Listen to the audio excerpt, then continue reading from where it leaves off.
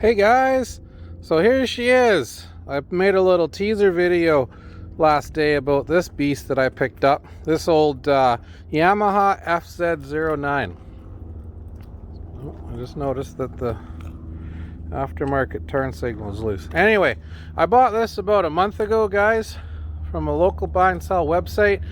I've been riding an old ZX6, a 94 Kawasaki 600 for the last 4 years or so, and it's a good old bike. I've been happy with it, but a customer of mine had one of these last summer and I got a chance to try it, and I figured, you know what, I've been kind of looking for a new bike, a replacement bike for a little while, thinking about it, and I thought I really liked that FZ09 that he had. And so this one presented itself on, like I said, a local buy and sell website for $6,500 Canadian. And I messaged the guy, went and looked at it, and the one thing that stood out to me was how low the kilometers were. Now this is a 2015, guys. Sometime thereafter, I think 2018 maybe, this became the MT09, which is basically the same model. They just changed the model number from FZ to MT.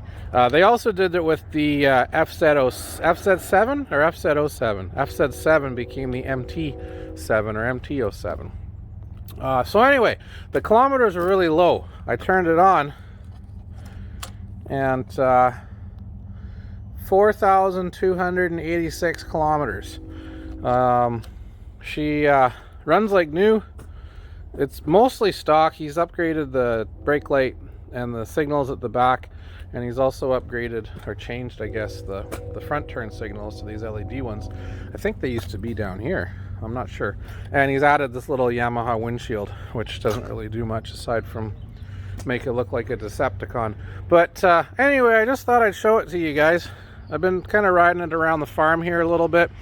All it does is spin the rear wheel. This thing's ridiculously powerful. I think it's got twice the power as my old ZX6 does, which I'm going to sell. Make a video about that later. And yeah, anyway, I thought I'd show it to you. It's kind of a cool bike. I see a lot of FZ09 videos on YouTube saying that this is probably not the best beginner bike, and they're damn right, because I've been riding around on it a little bit, just on the farm road here and around the farm. I tell you, she's a snappy beast, this thing. This has got a lot of torque. It's got that 3-cylinder cross-plane engine, so not a flat plane. Cross-plane makes a lot smoother torque curve and power curve than a flat plane. It's almost like they took a 4-cylinder motor, chopped off one cylinder, and just readjusted the bottom end, connecting rods bottom ends into a peace symbol. Pretty cool. Anyway, hit the subscribe button, because I'm probably going to make another video about this right after this one that you won't want to miss. Thanks for watching.